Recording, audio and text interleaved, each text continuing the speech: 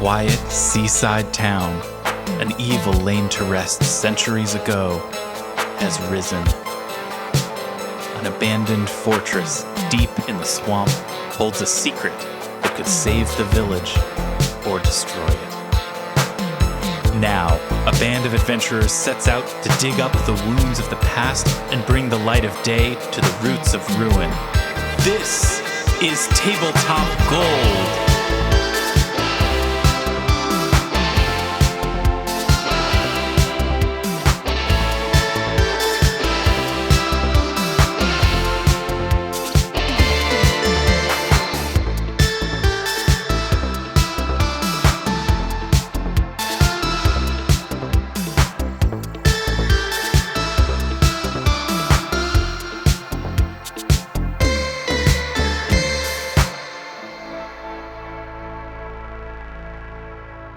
Hi, everybody, and welcome to another edition of Tabletop Gold. I'm glad to have you here for another freewheeling adventure in the land of Golarion. My name is Lars, Casteen, and I'm here to host a show accompanied by the following four people, joined as always by Robin Lange. Hi, Robin. Hi, good that time. Good that time. Armet Humphreys is here. Hi, good this time. Good this time. David the Tin Man Chernicoff is also here. Good that time. Hello. And Zoe Chernicoff is here also. Good that time. I'm loving this energy. Yes, it's. I'm back home. We did two recordings with me remote, and I found them uncomfortable to do. And I'm so happy to be back home with a microphone that I can hear myself as I'm talking into it. I feel as though I've got another lease on life. You know, Lars, we are back home too. Yeah, we have been, in a number of different places. And this is the first one that I've recorded from my usual spot in a while. And I was just thinking how delightful it is to just have everything where it's supposed to be. It's so nice to have a good recording setup. Yeah. And just a good chair. At the time that we're recording this is not chair related. This is just recording related.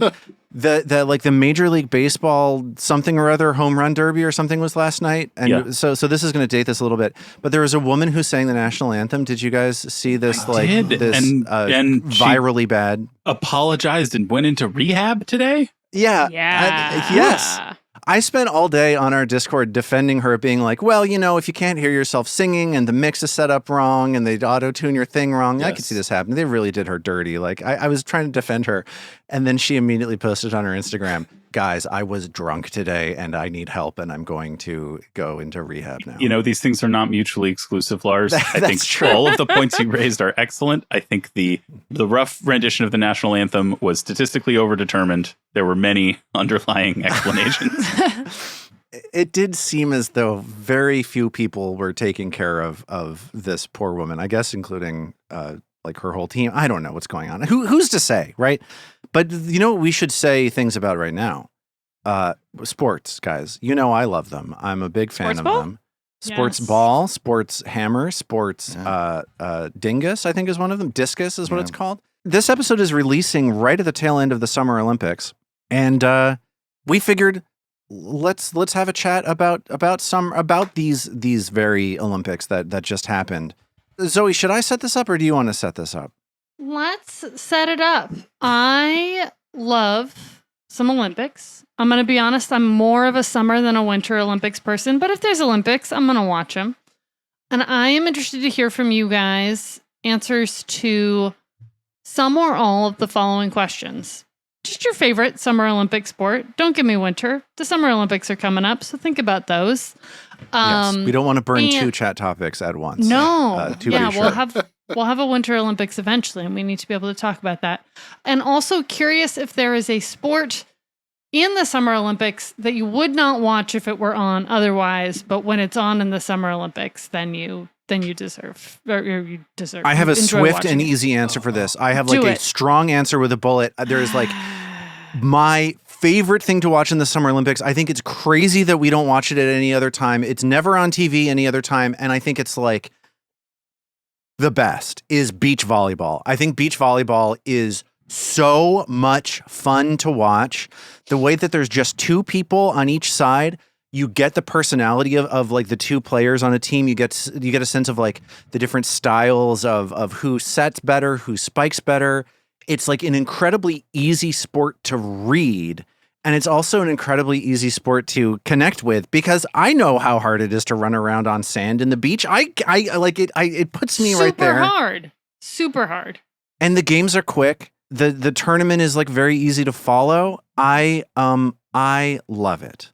I have a similar feeling, Lars, where the Olympics rolls around and I get to watch this thing that otherwise is not around, but I would watch it anytime.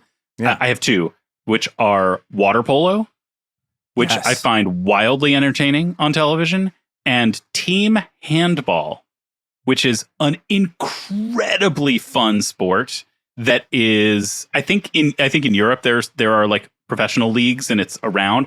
It is completely invisible in the United States. It's also bizarre that the United States is not really good at it. Given we've got so many hands in this country. So many, and we are a hand and arm sport culture. We are less of a foot and leg sport people, but as a people, we like the hand and arm sports, and I think it's funny that we have so many incredible basketball players but not like a handball team, because it seems like a very overlapping skill set to me. But anyway, team handball, super duper great, highly recommend, and only around when the Summer Olympics are here. I have two answers, and as I think them through, I feel like they're related. And I don't even know that I would go see either of these in person. They would both probably make me really nervous. Both pole vaulting and diving, I'm super into. And I feel like they're like, they're both like kind of physical feats where you have to be really good at falling. But I would like if you're scrolling in a hotel and you're scrolling through your channels or whatever, and it's like diving competition, I'd never click on that. But I would sit and watch people like dive for an hour at the Olympics.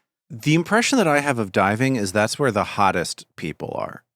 Like every year it's like, check out these sexy divers is I feel like what the coverage is like. It's like Bob Costas will be like, there's a smoke show at the diving pool. Let's take a look, right? Like he's always like vaguely inappropriate about it. Am I wrong? Is that incorrect perhaps? I don't think you're wrong. There was a very cute British male diver at one point. Yeah, that's the guy, right? Yes, I remember him. Yeah. They like discovered that something. like the hottest dude, and he could flip 300 times as he fell into a swimming pool. Yeah. Good for him. Yeah, good for that guy. He's killing it. Great job, I always buddy. enjoy watching, which I would, I guess I don't watch otherwise because it's just not on. Synchronized swimming, y'all.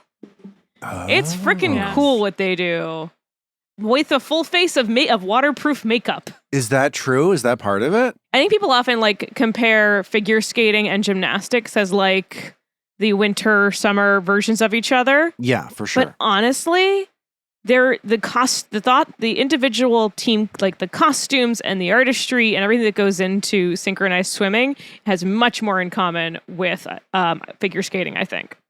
Synchronized swimming seems like one also where, like, Lars, the thing you said about beach volleyball, you know exactly how hard it is. I think the opposite is true of synchronized swimming. It's like you watch it and it's like actually obscuring how incredibly difficult it is. You the actually things go that you're like, pools. you see them watching around, you're like, why aren't they doing it at the same time? And the reason is it's the most difficult thing on earth.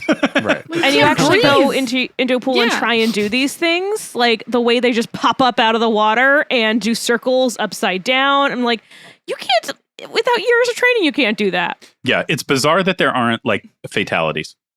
I remember in the early 90s, there was like, I guess it was the Atlanta Olympics or the Barcelona Olympics. It was like the first Olympics that I was aware of where they had like cable was like broadcasting. It was the triple cast. They had 3 cable channels that were dedicated to 24-hour Olympics coverage. And people were like, oh, what are we going to do? Watch synchronized swimming? Like synchronized swimming was the punchline of the bad sport for like Growing a really up, long time. That's what it felt like. But then you actually watch it.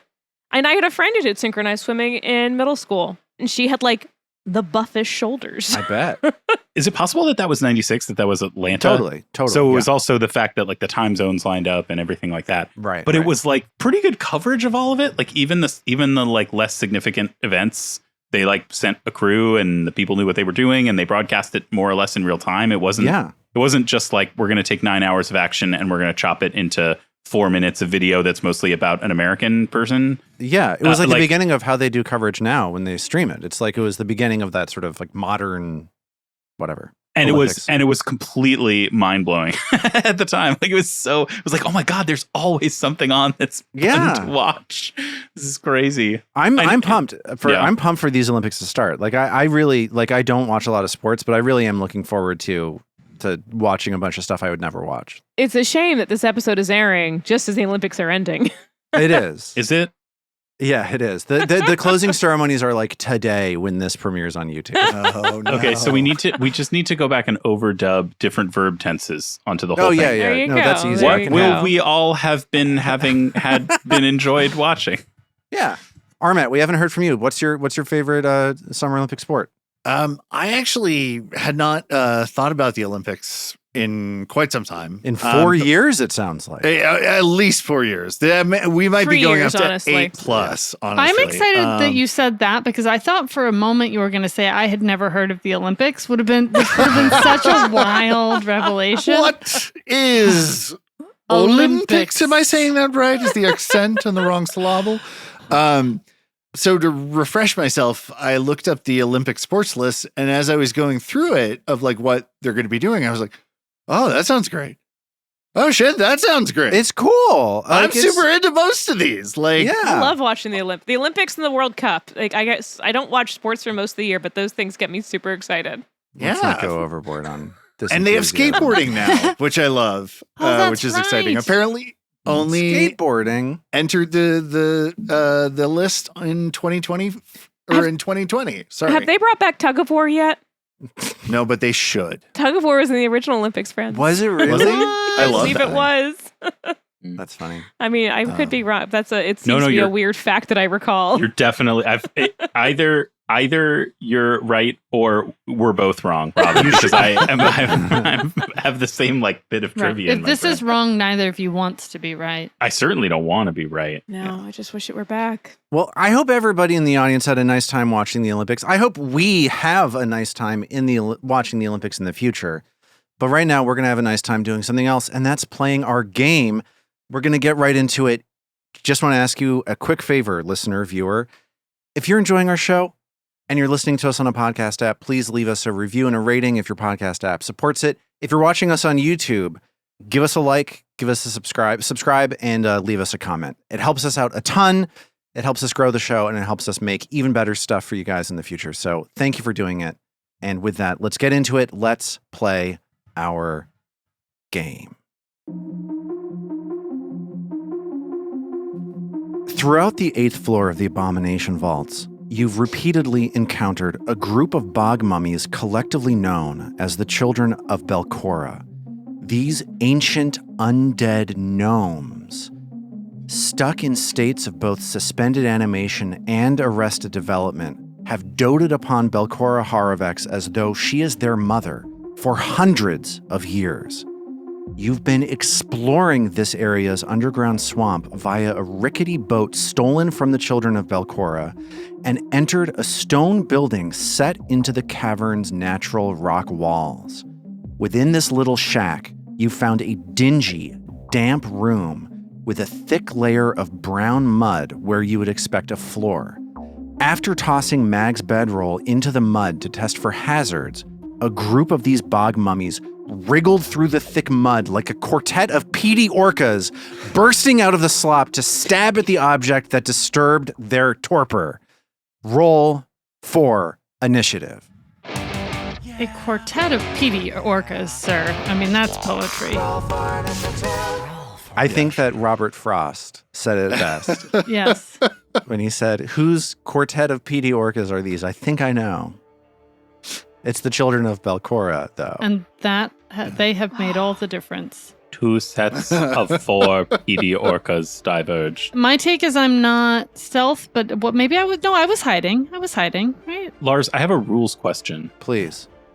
How do we handle initiative for my bedroll? Automatic 20 on the die, in my Right? opinion. It is Oh. sentient at this Sense. point. It's absorbed enough blood. Right. That's true. It craves That's how it more. works. Vampiric bedroll has awakened. All right. Well, then my bedroll will start by setting up to aid. let's go around and see how everybody is doing as these 4 bog mummies burst out of the mud and spot that the bedroll is not the threat. They scramble to adjust to you. We'll see how they do in their initiative. Zoe, how did Ao do? Ao's feeling pretty ready. 27. Pretty ready, 27, and you were hiding, so you're rolling stealth. Was anybody scouting? I'm guessing Mag was scouting, wasn't she probably? She sure was. Okay, so that means that Ao beats the tie of one of these children of Belcora, so that's nice pretty job. nice. Hell yeah. How did Istin do here? Okay. On the not so good side of okay, he rolled a 9. So like, I think, he was pretty sure they were going to be monsters, but I didn't know they were going to come up from the mud. There's no way to know. No. Istin, another bad initiative roll. Istin, I feel like there's a new sort of story that we're telling of Istin never quite being ready for what it is that's coming at him. Tragically, that I think tracks pretty well. Yeah. Yeah. Robin, how did Trill do on this one? Trill, my husband tells me that I focus too much on the negatives and I don't notice the good things that happen because of that. And I feel like the negatives outweigh the good. However, Okay. I really feel like I've been rolling, like Trill's been rolling terribly on initiative for a long time. There's been a lot of ones. You've run... Every encounter recently has started with you rolling multiple 1s in a row. A lot of 1s. Today was a 2, so Trill only got a 17. All right, you doubled. As long as we're talking about that, you want a battle cry? Yeah, she wants to battle cry.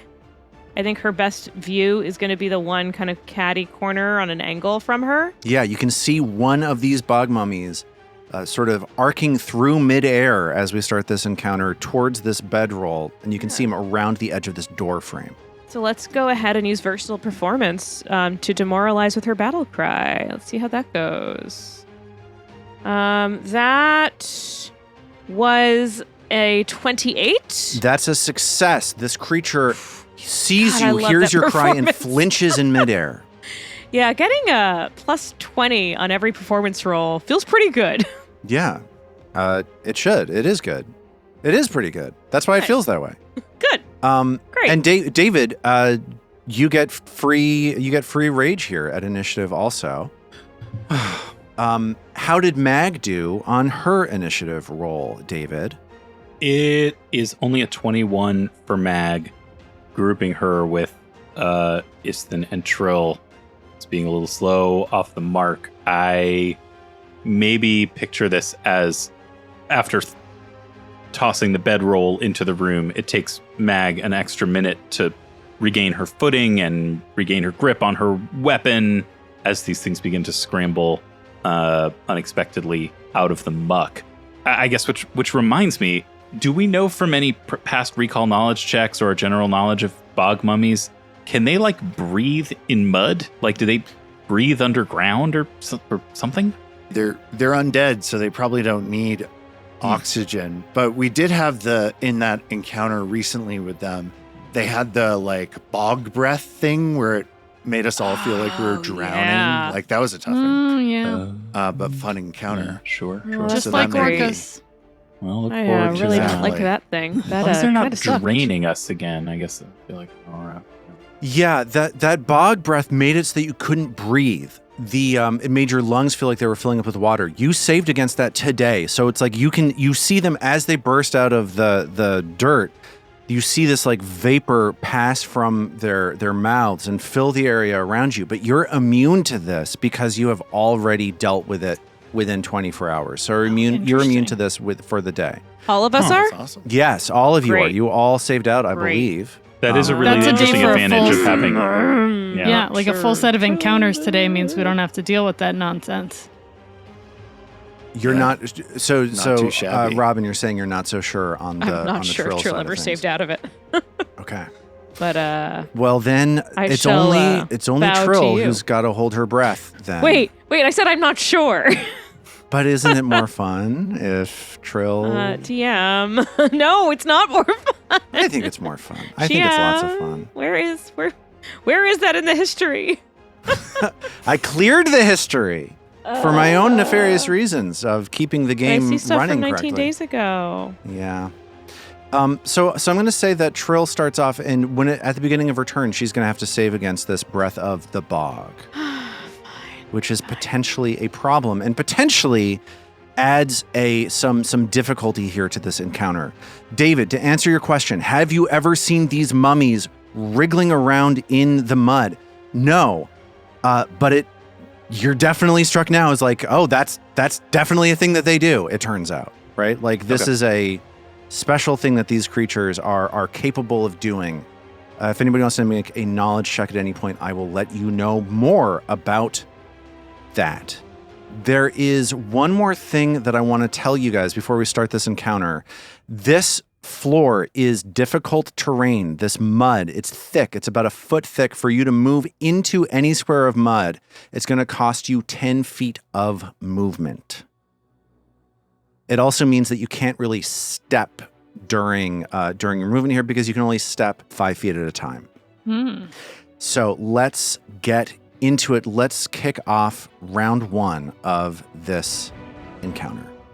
As the 4 of you react to these bog mummies bursting out of the ground, one of these mummies closest to Mag spots that this bedroll is just a bedroll, sees Mag through the door, and scrambles up towards Mag to get a better look at her, and it shouts, "Get away! Get away!" Do I get a reactive strike because I haven't gone yet in this I'm going to combat? give it to you because you tossed the bedroll in. I think that's going to be the mechanical benefit of the bedroll. You were testing for a thing, you knew something might happen, so you're ready to react. I love that. And ready to react, I am a 36 to hit. That is a critical hit. Whee! Critical damage. Kind of a lame damage roll, but it is still 40 damage to this bug not so lame. mama.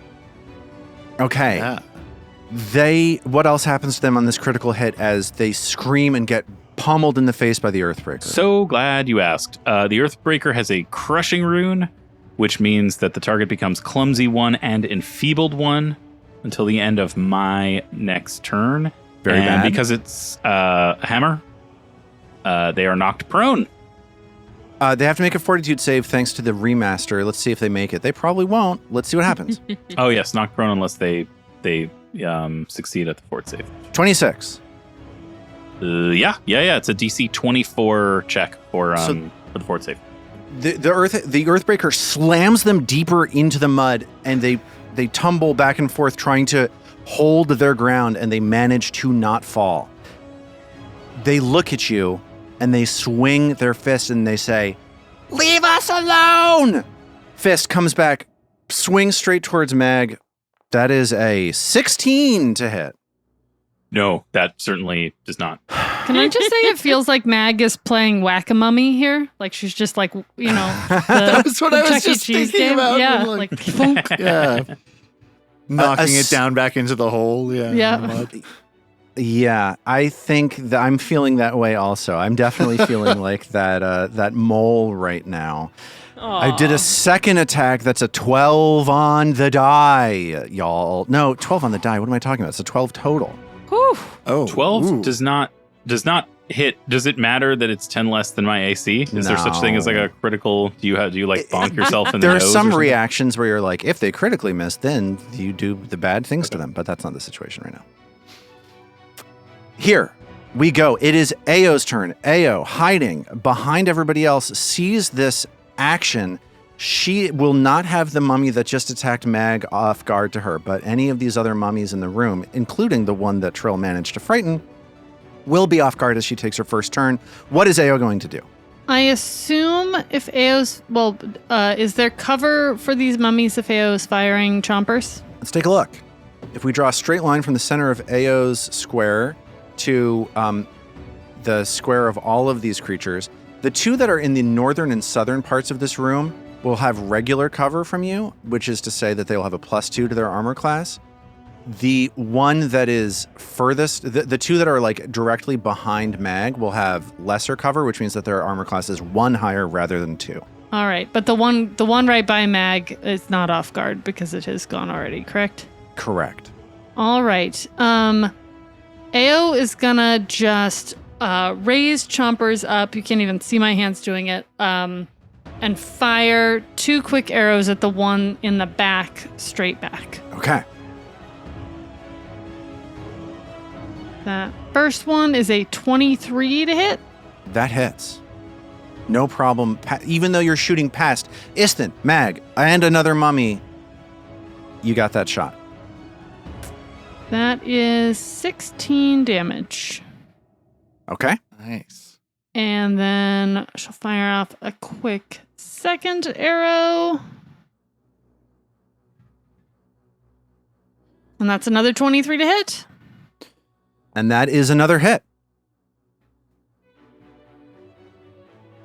Ooh, wait, good roll there. 22 damage on that one.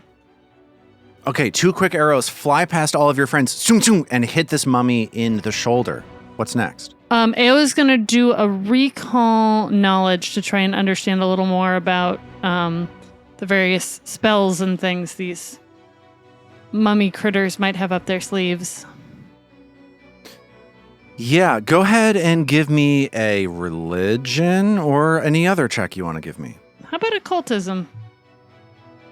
Okay, sure. Oh, was that supposed to be blind? Should I redo it? We'll play it as it lays. What'd you roll? 18.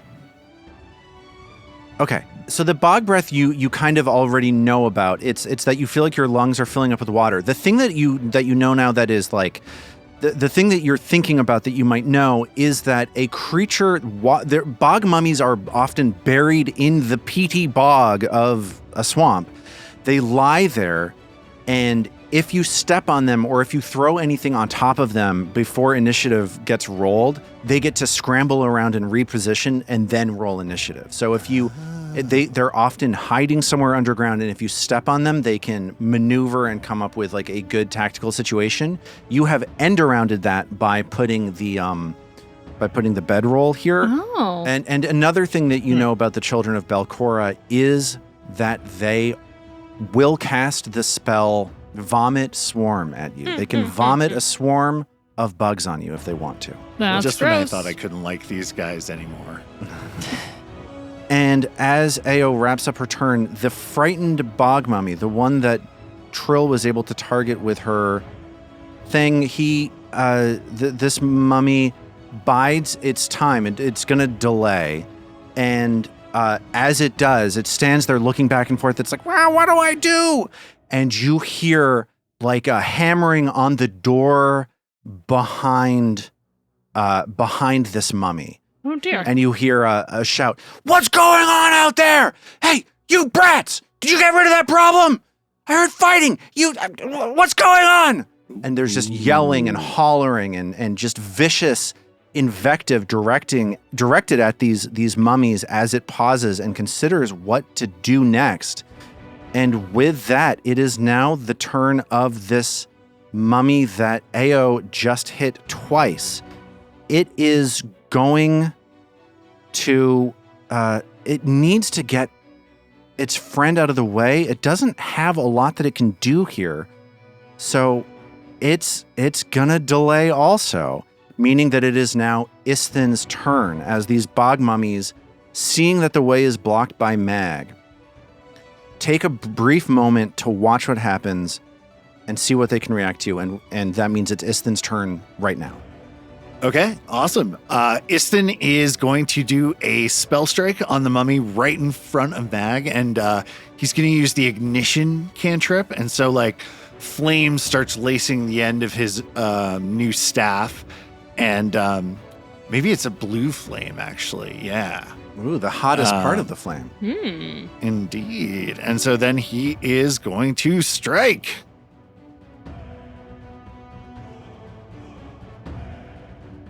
That is 28 to hit. 28 to hit, even though you're attacking through Mag, is a hit. Okay, awesome. That's 12 bludgeoning, 1d6 persistent vitality damage, and 8 fire damage. Okay, as this fire spell bursts out of the end of your staff, you see that the just sizzling smoke fills the room. It's like this thing is waterlogged. Fire is really ineffective against these creatures. Makes sense. Makes sense. Well, good to know. Then with his last action, he's going to prepare to aid Mag with an attack roll. A beautiful turn. And I think that means that these mummies are going to go. They see another creature trying to attack them. So one of them is going to jump into the initiative order right now.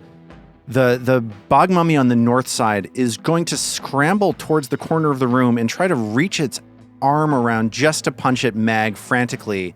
And it yells back at the door, "We're doing the best we can! Stop yelling at us!" So Mag's going to have cover against this. Her AC is 2 higher. And it swings its fist out to Mag. That's a 21 to hit Mag's boosted armor class. Yeah, not going to do it. And they do that again. Again, Mag has cover. This one could do it. This is a 27 to hit Mag's armor class +2. Mag's armor class +2 is 27. Okay, so this creature manages to snake its fist around, and Mag feels just like a glancing blow on her shoulder from this bog mummy. That's 11 points of damage, and I need Mag to make a fortitude save. That's a 28 on the save. And you resist this bog rot that is flying off of this creature's fist. And then the other bog mummy on the south side of the room leaps into action, also just screaming, at the top of its lungs. It's reaching around the edge of this door frame trying to strike at Mag. Also, again, Mag has cover. This is a 24 to hit. That misses. And a second strike from that bog mummy as well. It's a 15 to hit. Also a miss. Okay, so the tactical situation here is extremely positive for you, with perhaps one exception, which we'll get to after Mag's turn. It is now Mag's turn. What are you going to do? Well, first, I'm just going to pause briefly to say fights where there is a single choke point and Mag ends up standing in the way of everybody and everybody else can just kind of stand behind my 144 plus rage boosted hit points and, pew, pew, pew from behind me while I whack at whatever's in front of me with a hammer. This feels like the sort of like apotheosis of our group this right is the now. Dream. This is the dream. I don't want to. Why move? I don't see any reason to move in this combat. For sure. It's just wasting an action. Ugh. Thank you. It's also, I think that probably strikes Mag also, given that this very last combat that you had was the opposite of this, where this ghost popped out behind you. That was a terrible tactical situation. awful. And this one hated it. is, yeah. It popped out behind us in open space. There was like nowhere Yeah. to go. We're splashing around in the water. And For instead, sure. these things are charging at us through a doorway. All right. I'm going to start by taking a whack at this one poor bog mummy that is standing right in front of me that I already creamed pretty good. Istin is going to use his aid. 29. Okay, it's a critical success. So Istin manages to swing his staff out to critically aid Mag here. Yeah, it's like a feint. It's a plus 2. And that boosts my attack roll from a 29 to a 31. Which, because of that, is a critical hit from Mag. So let's throw a hero point at Istin. Ooh, don't mind if I do. Okay, how did Mag's damage roll do? 46 damage. Okay, that is enough for you to slam the Earthbreaker into this child of Belcora. It collapses on the ground and sinks into the mud. You hear a shout out from the door. "What's going on out there? Somebody answer me!" And Mag has 2 more actions. Can I can still reach, like these 2 that are diagonally through a door. I can still reach them to hit them, yeah? Yeah, they'll have cover, so their AC will be 2 higher. Same as how they were hitting you. Right. Great. Okay. You so can, if you'd like to, spend an action to crane your neck around to get rid of that cover, but you don't have, it's up to you. Yeah, I thank you for telling me. That's pretty cool. I don't want to do it this time, but I may on a subsequent turn. I'm going to go ahead and take a crack at the one of them that is to the south of the doorway. And I'm going to do a 2-action slam down. So I'm going to attack it first, and then if that attack succeeds, I'll take an athletics check to trip it without a multiple attack penalty. Great. All right, so here's the attack roll. That is a 23 to hit. That 23 hits on the button with the cover. Nice. Whew. Okay.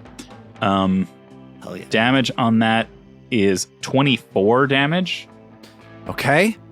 And more sound of combat reverberates around this room. So here is an athletics check to trip at a map of 5 rather than 10. Okay. Oh, that is 24. Easy success. You manage to Nice. slam this creature so badly, it falls prone, face down into the mud, which it seems comfortable with. That's, friend, what it's into. merely Well, what I'm adopted the into mug. No kink is, shaming. is I was bold at it. hitting stuff and doing damage. So that was a extraordinarily cathartic turn, especially after the day I had. Thank you all for playing this game with me. And that's my 3 actions. Okay. So as Trill sees Mag reach this doorframe and blow one of these creatures across the room and slam another one down into the mud. Robin, there's something I want to talk to you out of game about, which is like, you're making this fortitude save right now against this breath of the bog. This And- your breath, your lungs are about to get filled with this mist coming off of these creatures, and you're going to be making this fortitude save. And I'm already drained too, and her fortitude is already her worst.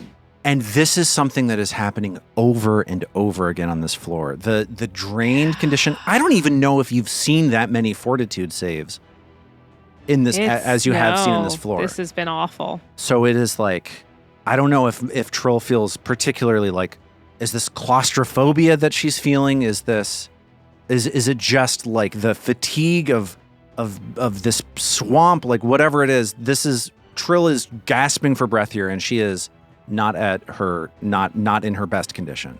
So at the beginning of your turn, go ahead and give me this fortitude save. There's no way I'm passing this.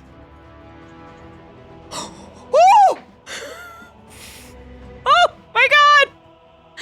After all my shitty rolls, I got a 19 on the die. Hey, there we go. What's your total? So that was a 28. That's a success. You That are was a immune to DC the breath of the bog for 24 hours. Oh, Trill finally. struggles to catch her breath and does. She's Love it. seen this before. She knows what to do. Oh, that was way too exciting. Well, Trill can actually do stuff now that she's not struggling for breath, so that's exciting. Trill can't really see any of the children of Belcora from where she is, can she?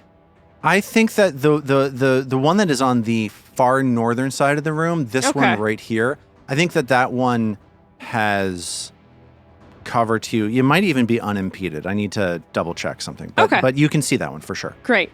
So let's simplify then. And rather than doing a whole big long skidamaroly-doo rinky-dink, Trill's going to go ahead and lingering comp her courageous anthem for everyone. Let's see how that goes. Thanks. And that's a 35.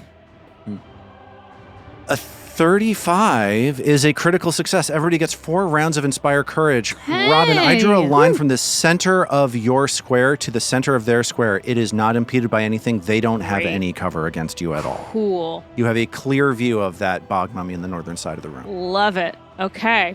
So with her last 2 actions, I feel like she's got to keep going back to her brooch from the Menhemez family line, her hunter's brooch, and go ahead and cast Vitality Lash on this thing.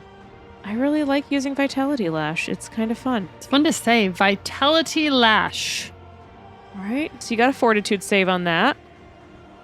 Fortitude, not a good save. Guys, I rolled a natural 1. That is a critical failure. You've been lashed Let's see. vitality. So that is 19 points of damage. Okay, I take double that. And because it critically failed, it's also enfeebled 1. Okay. So that means this creature is weakened. It is going to have less of an offensive impact on, you. Great. Which is good because you're the one that it's trying to attack. That didn't make any sense, that sentence. I get apologize. it. Your vitality magic surges through this doorway, wraps around this creature, and it is now enfeebled and very badly injured by that. That's Trill's turn. She's feeling good. It's the top of round 2. The 4 of you are on this dock, set up, all of you able to attack into this room, whether it's through Mag's hammer or through ranged spells or whatever, as these 3 bog mummies are struggling to find a way past Mag.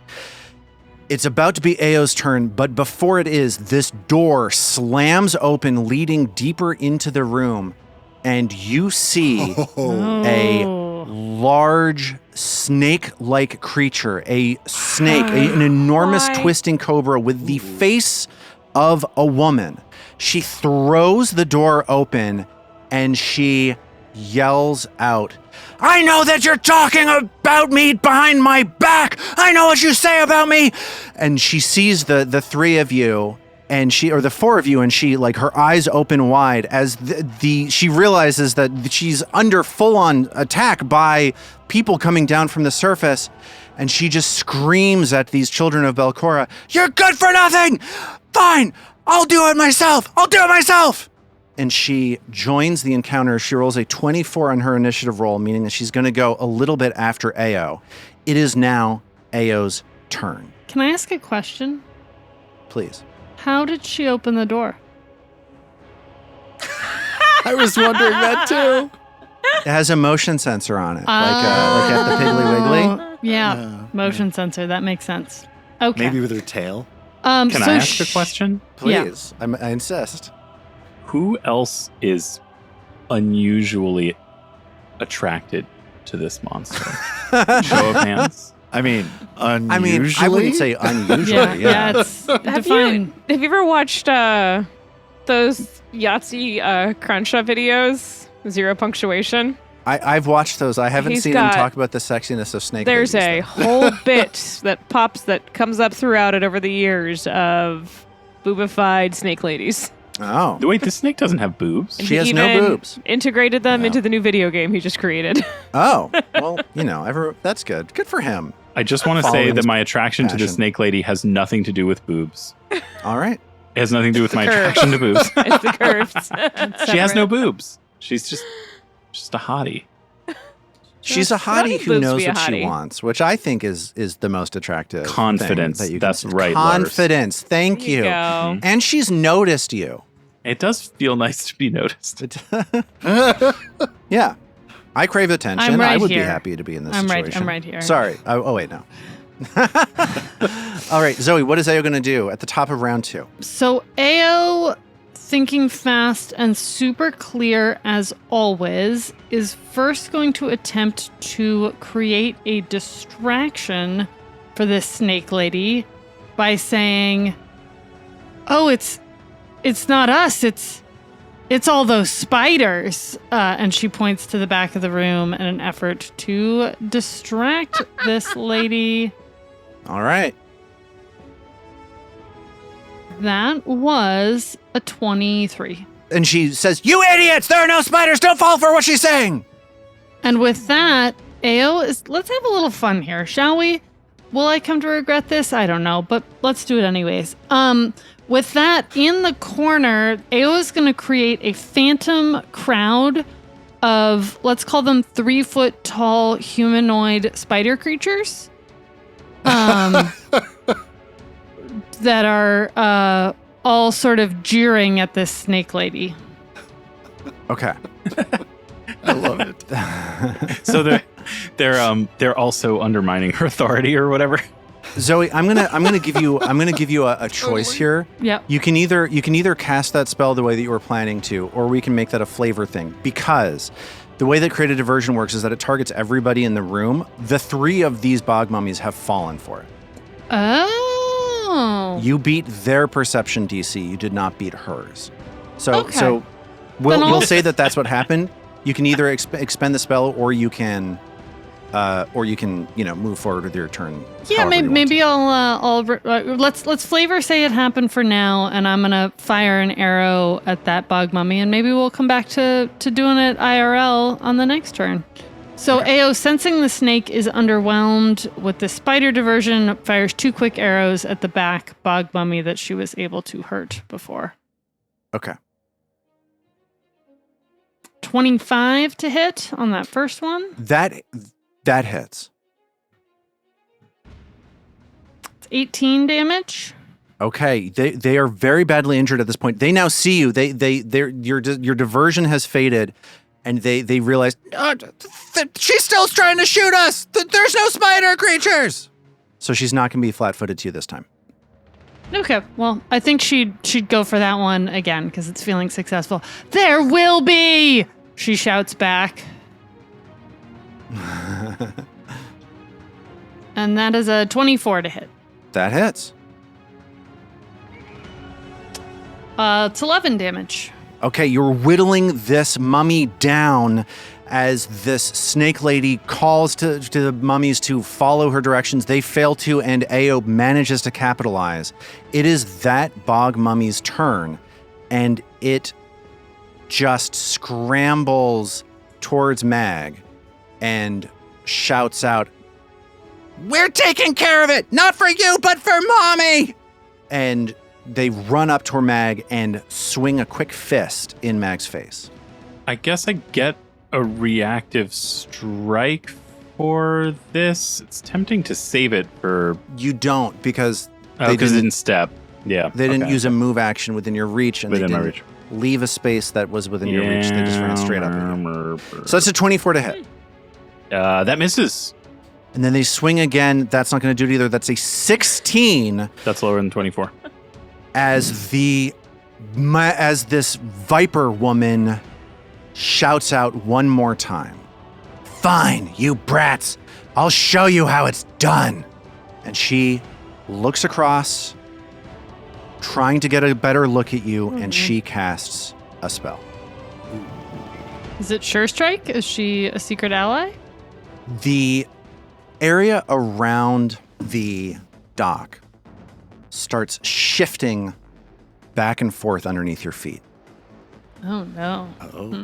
Oily black tentacles rise up out of the surface of the water and start trying to grab a hold of you. This is a little bit funky. I'm going to make attack rolls. These attack rolls, the system might tell you, are versus your armor class. They're not. They're versus your fortitude DC as you try to struggle against these black tentacles grabbing a hold of you. More fortitude. And this is all of us? So this first one is towards Mag. It's a 25 versus Mag's fortitude DC. No, that is a failure. Okay. Against Trill's fortitude DC, it is a 38. Whoa. Yeah, that's bad. That's real bad. Yeah. Trill gets grabbed by this black tentacle, reaching between the spaces in the pier, wrapping around the pier and pulling her down in towards the rotting wood of the pier that she's standing on. Here comes an attack roll against Isthan. This is, again, fortitude DC, a 26. Yep, that's just past it at 24. Isthan feels himself grabbed as well. And Ooh, don't like that. Versus Ao's fortitude DC, we've got a 22. That's a hit. Okay. Any creature that I succeed against is grabbed. So all three of you become grabbed. Yikes. And you all take the same damage. You take 3d6 bludgeoning damage, 6 points of bludgeoning damage. You can attempt to escape these tentacles. The number, I'll just tell you right now, the number that you need to escape these tentacles, just so you have it in mind, so that we have it out there, is a 28. There's this area here. You look around behind you, this part of the lake ending at the door to this shack has these tentacles writhing around in it. You see this area here on the map? If you end your turn in that area, these tentacles will attempt to grab you if you haven't been already. And if you end your turn in the area and you are already grabbed, you will take some more bludgeoning damage. If you'd like to, instead of escaping from a tentacle, you can choose to attack the tentacle. The AC for that tentacle, if you want to attack it, is also equal to 28, and it gets destroyed if you do enough damage to it. Even if you destroy a tentacle, more tentacles will grow. So what this all adds up to is that if you stay outside of this house, you will get grabbed. She is trying to draw you in towards her to control your movement with the threat of being grabbed by these writhing, oily black tentacles coming up out of the water. And dragging us into the difficult terrain where we can't maneuver as effectively as her mummy. Exactly. Infantrymen can. Or whack-a-mummies. It is now I love it. Isthin's turn. Isthin is grabbed by one of these tentacles. If he ends his turn in the tentacle, he will get damaged again. Because he's grabbed, he's off guard and immobilized. What is Isthin going to do?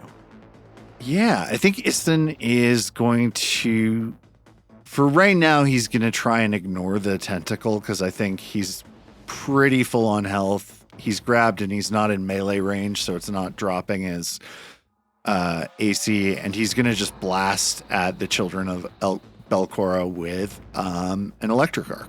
Nice. Oh, that's such a good spell for right now with one of them nearly kicked. Take a chunk out of another if it succeeds. DC 24 basic reflex, and I'll Okay. roll the damage.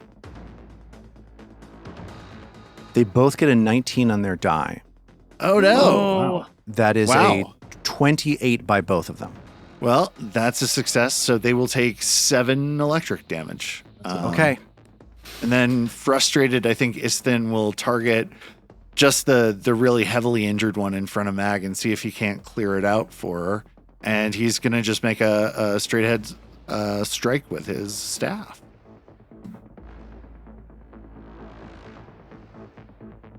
Uh, 34 to hit. That's a critical hit. Boom. Awesome. 38 damage. Isthin sends this electricity across the room and then slams another one of these bog mummies down into the ground, clearing the way for you to escape into the room if that's what you should choose to do.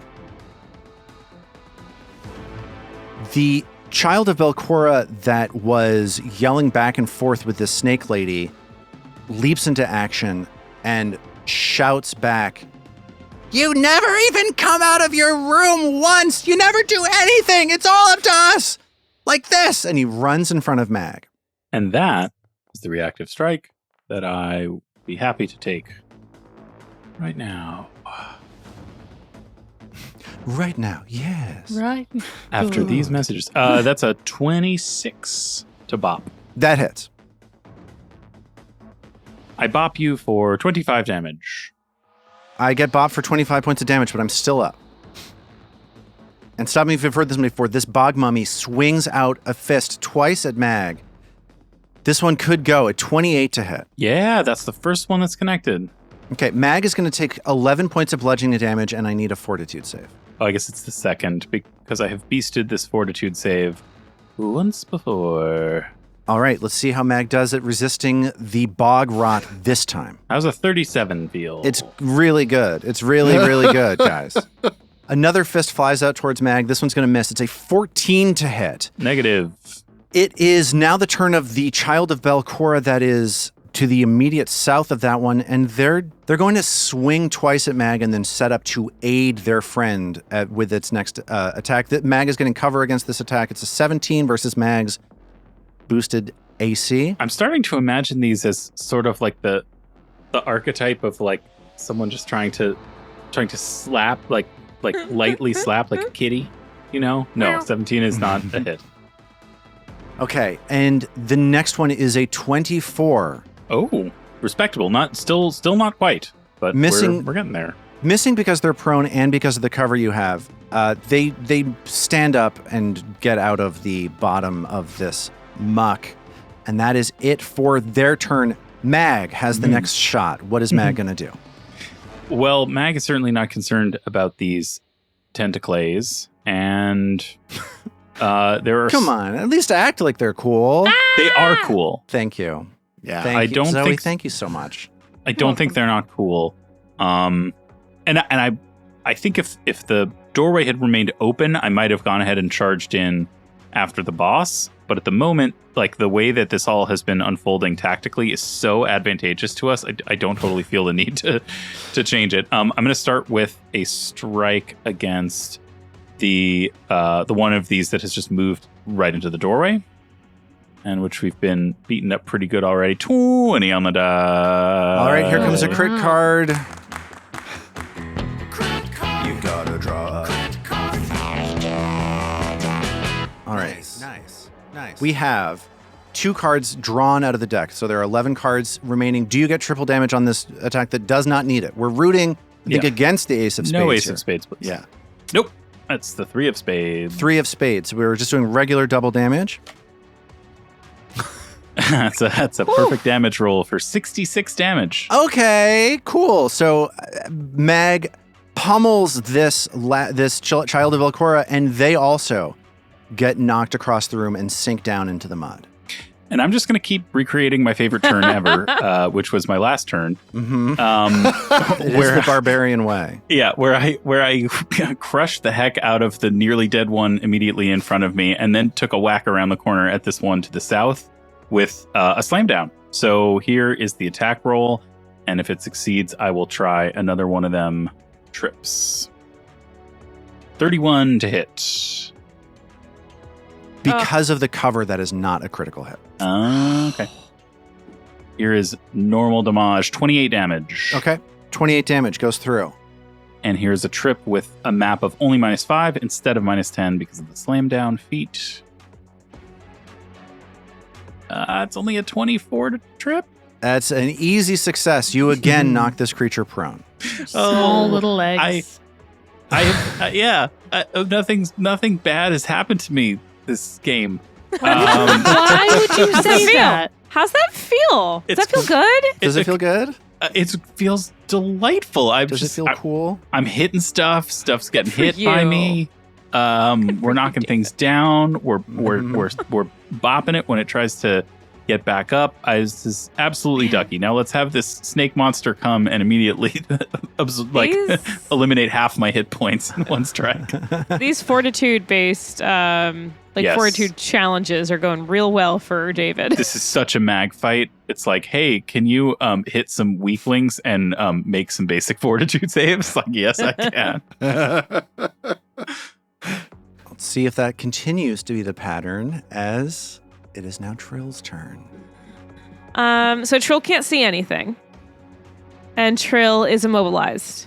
True. She's grabbed by the tentacles. Oh, you guys have been... Sorry, I need to... Robin, give me 1 second, please. Yeah. I need to catch up with some bookkeeping on these tentacles, if you don't mind. Istin is grabbed by the tentacles, right? We all know this. We've all talked Yes. about it. It's the thing that everybody's lips. Everyone's talking That about it. means Istin, at the end of his turn, took a d6 of bludgeoning damage. He took 2 bludgeoning damage. Mag is going to have another grab attempt coming at her at the end of her turn, since she was not already grabbed. This one is a 25 versus Fortitude DC. That's a failure. Okay, cool.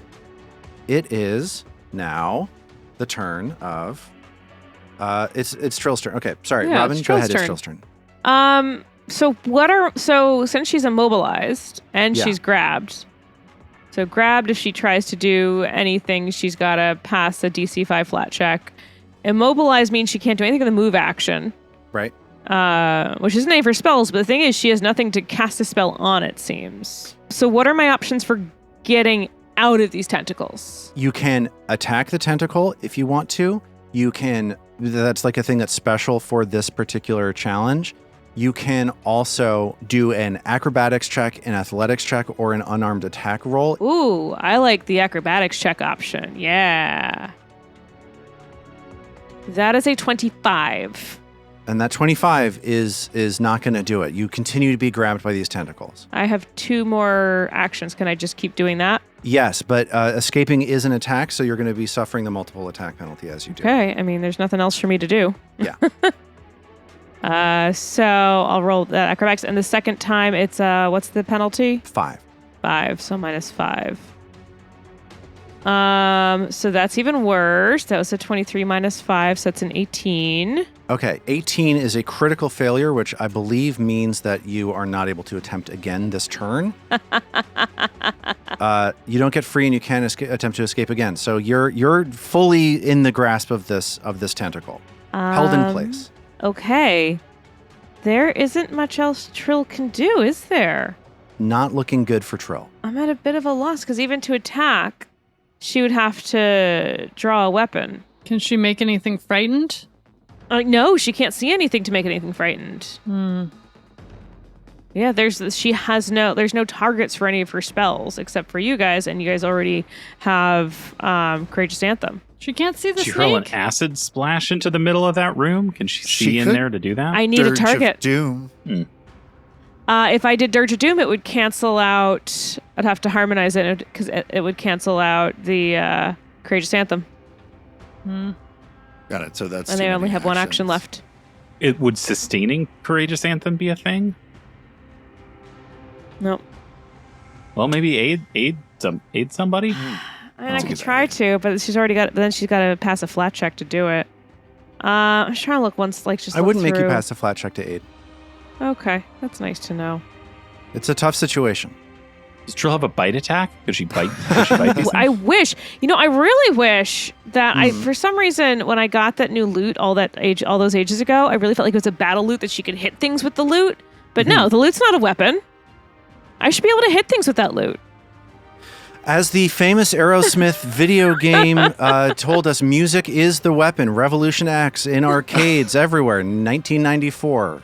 You shot fight a bunch of CDs. bad guys with the Nine Inch Nails logo, but it's an O in the middle instead of an I. Music is the weapon. You shoot compact discs at a bunch of terrorists. So is that helpful? Sadly, no. Okay. I'm trying. I want you to guess- know I'm doing my best. Can she draw her sling for her last action? Sure, you're going to have to pass a flat check to do it, but you can totally try. I guess she'll take out her sling. Okay. Give me a DC 5 flat check, please. I gotta hit the roll button then. That was an 18. Trill has drawn a sling. Yay. Yay. Her caterwaul sling is out. Catterall's. Oh, it's a famous sling. Sling. It is the beginning of round 3, and the situation has changed. The 4 of you are contending with black tentacles attempting to grab a hold of you. Trill's at the end of her turn going to take 4 points of bludgeoning damage from one of these tentacles. And although you have dealt with most of the children of Belcora in this room, this large snake woman has emerged from a back room and is targeting you with spells. It is now Ao's turn. What is Ao going to do?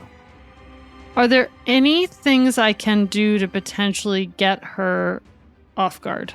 I can't think of much, but just I think on your own, it's a difficult situation. If somebody were to knock her prone, then you would be in luck. But until then, probably not. That's next turn. she does not have lesser cover to me, or she does? She will have lesser cover to you, yeah. I was taking a look. I think she has regular cover to you. So she'll have a +2 to her armor class. And the guy around the corner also has. Because of this door frame kind of like, yeah, exactly. Okay. Well, let's get rid of them. I can at least be that strategic. Ao sort of pawing at the tentacle around her is like, get off of me. Okay, everyone, enough's enough. And she fires, let's start with one arrow in at the last remaining child of Belcora in the door. That's a 27 to hit.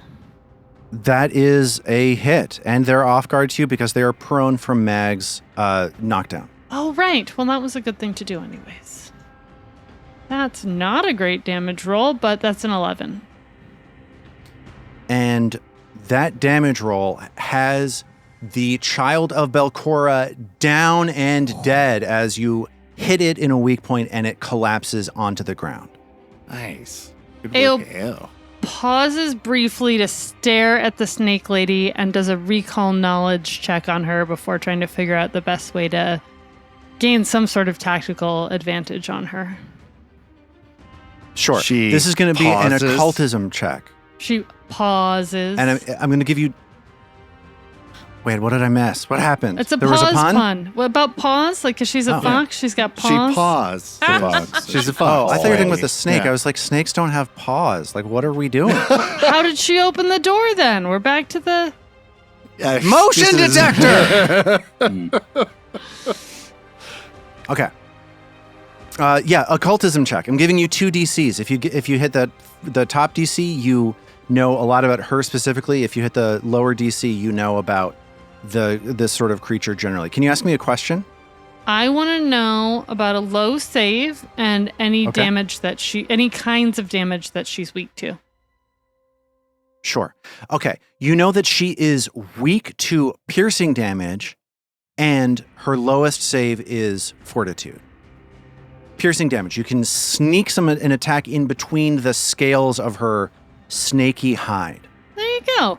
And Ao grins to herself and says, "That's what I thought." And fires off a second arrow at this lady. "Pierce her! Pierce her!" she whispers. That's an 18 to hit. Is that gonna do it? That misses. And there's one more thing I want to tell you is that the kind of creature that this is a naga. It is a spirit naga. Okay? These are similar to hags in familiar. humanoid cultures. They work in covens. There are typically 3 nagas that work together to cast like crazy spells. They tend to live, spirit nagas, live in ruins.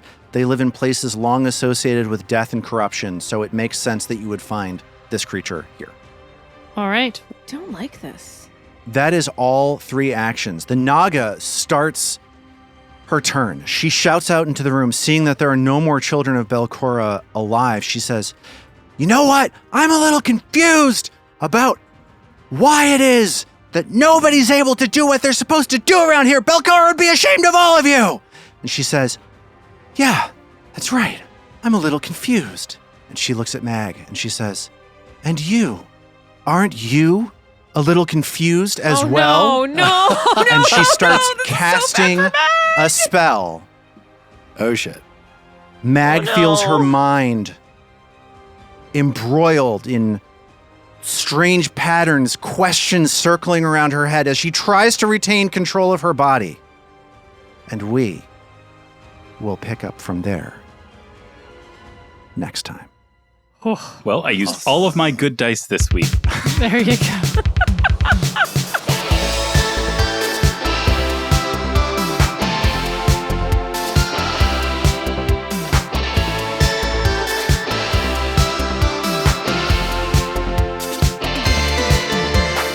The Roots of Ruin is a Tabletop Gold production produced under the Paizo Incorporated Community Use Policy, using trademarks and copyrights owned by Paizo that are covered under that policy. Paizo does not recognize, endorse, or sponsor this project in any way, and we are expressly prohibited from charging you to use or access this content. For more information about Paizo Inc. and Paizo products, visit paizo.com. All original characters and content in The Roots of Ruin are the property of Tabletop Gold, and all rights are reserved. We at Tabletop Gold would love to hear from you. On our website, tabletopgold.com, you can learn more about us and our shows, pick up great merch, and connect to the best online community in all of podcasting. Thanks for listening.